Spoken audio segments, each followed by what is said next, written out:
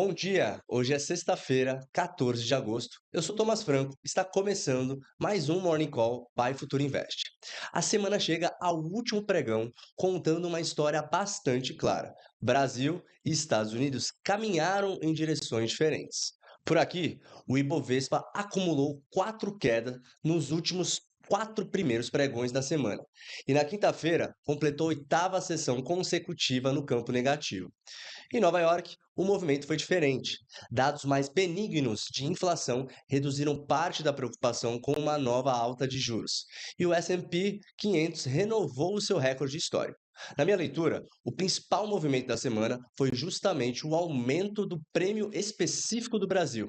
O ambiente internacional continuou volátil, principalmente por conta do petróleo e da geopolítica, mas terminou a quinta-feira oferecendo algum alívio. Enquanto isso, o mercado brasileiro continuou enfrentando uma saída de capital estrangeiro, incerteza fiscal e eleitoral, juros ainda elevados e uma temporada de resultados que separou claramente as empresas premiadas das empresas punidas.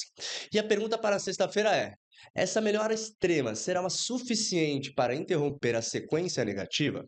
Ou os fatores locais continuarão limitando uma tentativa de recuperação? Vamos começar pelo panorama da semana. A Ibovespa saiu dos 172.513 pontos da última sexta-feira e terminou a quinta-feira aos 167.100 pontos. Isso representa uma queda acumulada de aproximadamente 3,14% na semana até aqui. A trajetória foi de deteriorização progressiva. Na segunda-feira, a queda ainda foi limitada.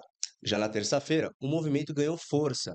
O índice recuou 2,5% e uma sessão marcada por maior cautela com o cenário doméstico e pelo rebaixamento da recomendação para ações brasileiras pelo JP Morgan.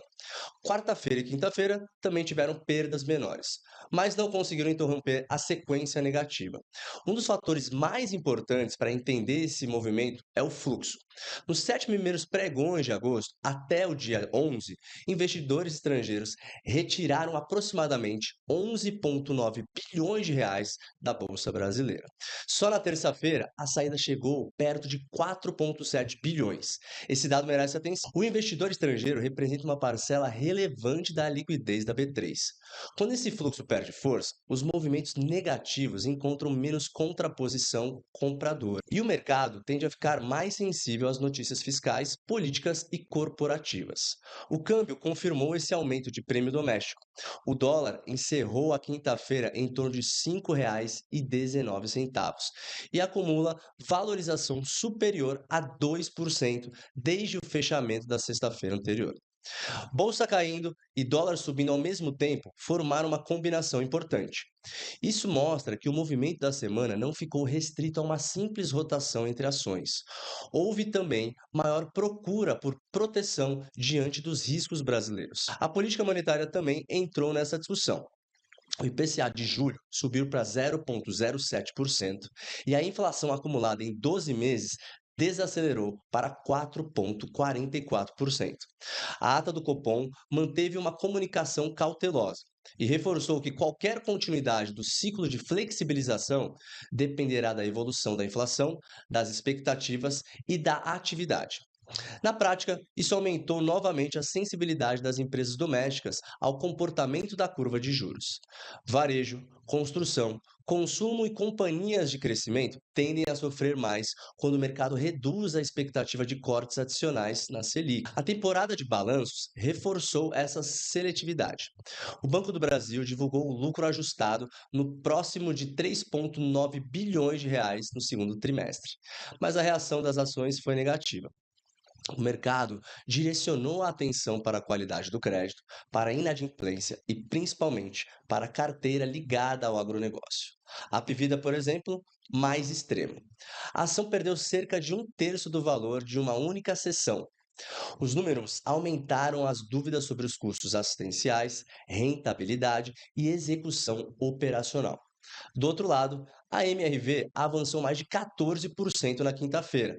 Isso mostra uma coisa importante: o mercado não abandonou todas as empresas domésticas. Ele está sendo muito mais exigente.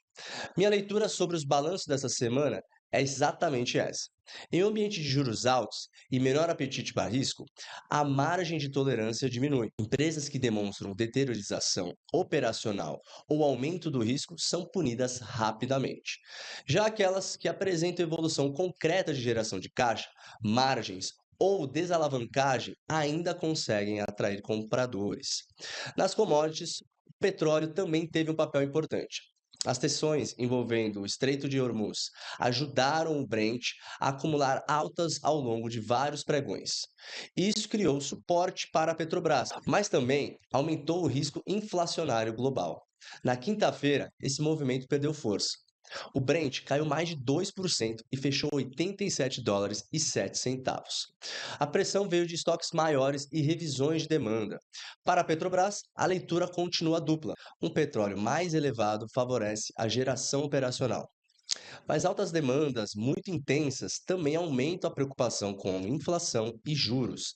Já uma queda controlada do Brent reduz a pressão global, mas retira parte do suporte direto às ações da companhia. A Vale teve uma quinta-feira mais fraca, refletindo menor suporte de minério. China e minério continuam relevantes para a companhia e para a siderúrgica, mas não foram capazes de compensar a degradação doméstica nessa semana. Enquanto isso, Nova York teve um comportamento bastante diferente. Na quinta-feira, os preços ao produtor dos Estados Unidos ficaram estáveis em julho. O dado reduziu a preocupação com uma nova elevação dos juros pelo Federal Reserve e derrubou os rendimentos dos Treasuries. O S&P 500 avançou 0,65%, encerrou aos 7.798 pontos e marcou um novo recorde de fechamento. O Nasdaq ganhou 0,81% e o Dow Jones subiu 0,13%. O petróleo também caiu. E isso ajudou a aliviar parte do risco inflacionário. Na minha leitura, o principal problema do mercado brasileiro nessa semana não foi uma aversão global generalizada. Foi o Brasil ter ficado mais fraco justamente enquanto parte do cenário externo melhorava. Esse é o ponto que precisava ser acompanhado daqui para frente.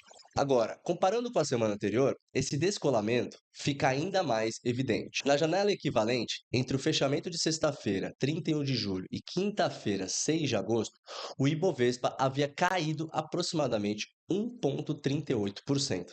Nessa semana, considerando exatamente a mesma janela de 4 pregões, a queda chega a aproximadamente 3,14%.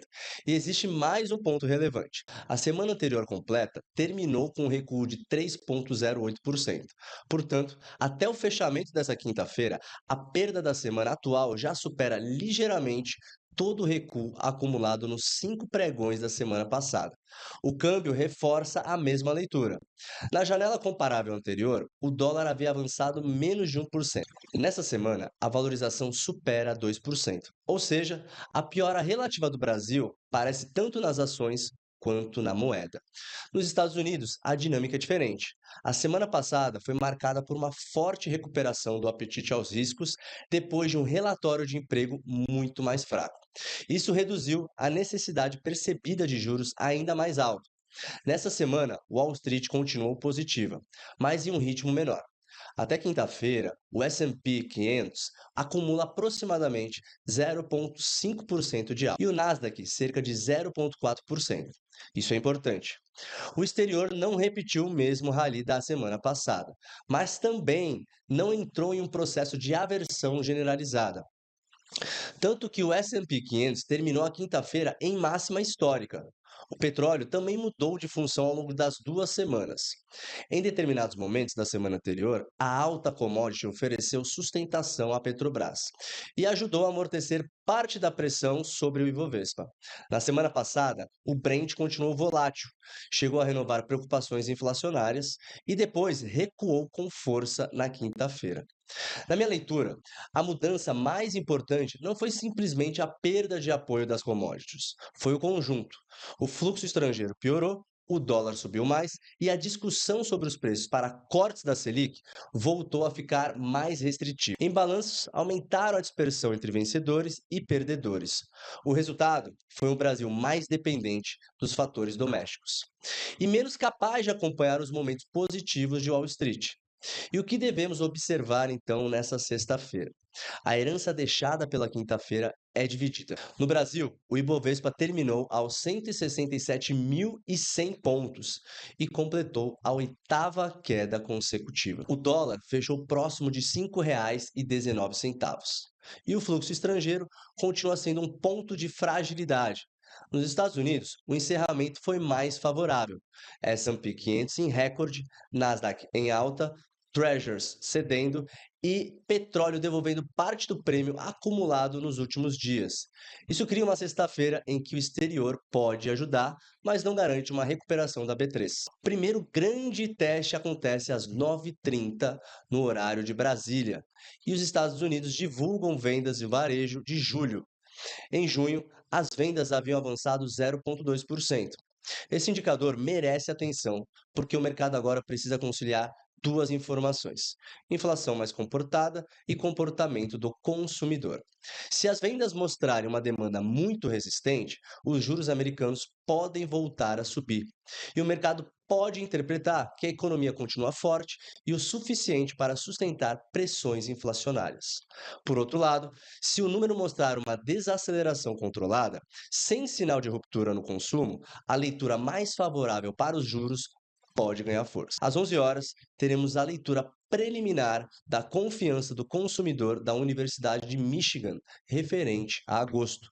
A leitura final de julho ficou em 55,2 pontos. E mais importante do que apenas o índice de confiança serão as expectativas de inflação dos consumidores.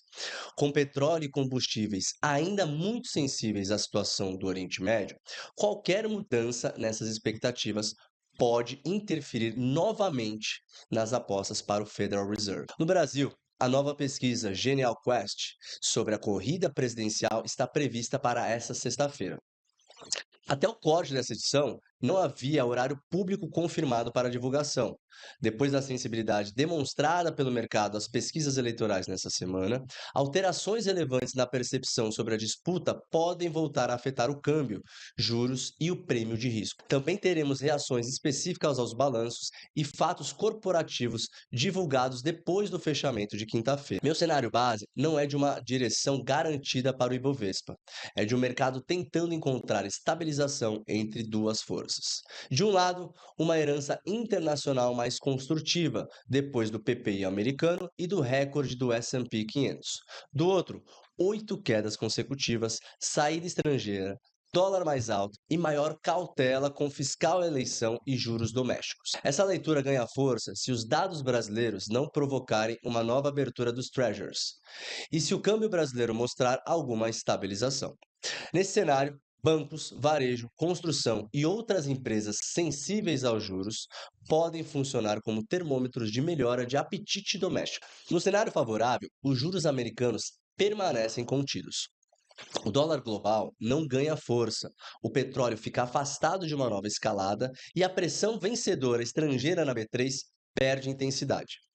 Nesse caso, aumenta a possibilidade de recuperação nos setores que mais sofrem ao longo da semana. No cenário adverso, um dado forte de consumo dos Estados Unidos faz Treasuries e dólar avançarem. Ao mesmo tempo, surge uma nova piora fiscal ou eleitoral no Brasil. Nesse ambiente, a pressão pode continuar. Petrobras seguirá sensível ao Brent, Vale e siderúrgicas continuarão respondendo ao minério e à China. Os bancos serão importantes para avaliar o apetite pelo risco doméstico e empresas que tiveram movimentos muito fortes depois dos balanços podem continuar com volatilidade acima da média. O ponto mais importante não é confundir uma eventual recuperação técnica de uma sessão com uma mudança estrutural da tese. Para essa mudança ganhar consistência, o mercado precisará ver melhor em fluxo, juros, câmbios e percepção de risco. E olhando um pouco mais à frente, vamos ao radar da próxima semana. A agenda estará dividida entre atividade brasileira e política monetária americana. Numa segunda-feira, 17 de agosto, às 12 horas, o Banco Central divulga o IBC-BR, referente a junho. Esse é um dos principais indicadores de atividade acompanhados pelo mercado e ajuda a construir a leitura sobre a velocidade da economia brasileira. Para os ativos domésticos, a interpretação será importante. Uma desaceleração organizada da atividade, sem uma nova piora das expectativas de inflação, pode favorecer a percepção de que existe espaço para flexibilização monetária ao longo do tempo. Já uma atividade resistente, acompanhada de inflação e expectativas pressionadas, pode manter a curva de juros em níveis mais altos. Varejo, construção, consumo e empresas de crescimento tendem a responder mais diretamente a essa discussão. Na terça-feira, a agenda americana ganha densidade. Às 9h30 de Brasília, serão divulgados os preços de importação e exportação de julho. Também teremos dados de construção de novas moradias e licenças. Às 10h15, o Federal Reserve divulga a produção industrial de julho. Esse conjunto ajuda a avaliar 3 pontos: pressão de custos, força do setor imobiliário e ritmo da atividade industrial. Depois da sequência recente de dados de inflação, qualquer surpresa relevante pode modificar novamente a curva dos Treasuries e o dólar. Na quarta-feira, acontece o evento de maior peso da semana. Às 15 horas de Brasília, o Federal Reserve publica a ata de reunião de 28 e 29 de julho. Esse documento ganha relevância porque o mercado passou por uma precificação importante nas últimas semanas. Primeiro, o emprego mais fraco reduziu as apostas em novas altas de juros. Depois, a alta do petróleo trouxe parte da preocupação inflacionária de volta. Na sequência, CPI e PPI mais benignos voltaram a favorecer a percepção de que o Fed pode permanecer em espera.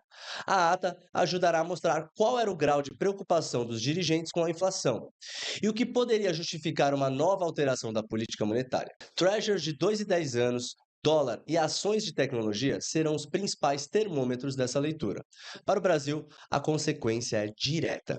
Juros americanos mais comportados normalmente aliviam parte da pressão sobre moedas emergentes e também sobre a curva doméstica. Uma mensagem mais dura do Fed tende a produzir um movimento inverso. Na segunda metade da semana, a agência macro já confirmada perde um pouco de densidade. Isso aumenta a importância da reação acumulada aos dados, dos balanços internacionais e do comportamento das commodities. O petróleo continuará sendo um dos principais riscos externos. Uma nova escalada no Oriente Médio poderia realocar o Brent em trajetória de alta e reabrir ao mesmo tempo as discussões sobre inflação e juros. Na China, o comportamento do minério e os sinais de atividade continuarão importantes para a Vale e siderúrgicas. Na minha leitura, para a próxima semana é a seguinte: IBC-BR será o primeiro grande teste para os ativos domésticos, mas a ata do Federal Reserve terá o maior potencial de reorganizar a percepção global sobre juros, dólar e risco. A oportunidade de melhora do cenário brasileiro passa por uma combinação bastante objetiva: inflação internacional mais controlada, menor pressão nos treasuries, estabilidade do petróleo e redução do prêmio doméstico. O risco é exatamente o oposto: juros americanos voltando a subir ao mesmo tempo em que fiscal, eleição ou fluxo estrangeiro mantém pressão sobre os ativos brasileiros.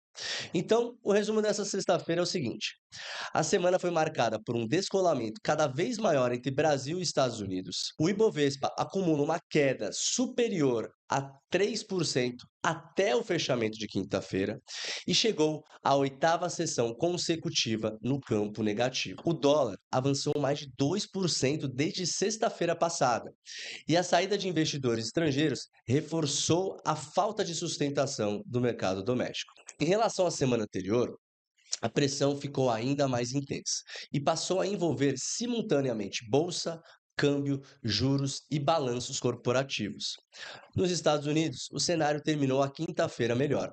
O PPI mais benigno reduziu o receio de uma nova alta de juros e ajudou o S&P 500 a renovar o seu recorde. Para hoje, o primeiro grande gatilho será o varejo americano às 9h30. Depois, às 11 horas, confiança do consumidor e expectativas de inflação da Universidade de Michigan complementam a leitura sobre a economia dos Estados Unidos. No Brasil, fluxo, câmbio e juros e pesquisa eleitoral permanecem no radar. E olhando para a próxima semana, o IBC-BR abre a discussão doméstica já na segunda-feira, enquanto a ata do Federal Reserve será o principal evento global na quarta-feira.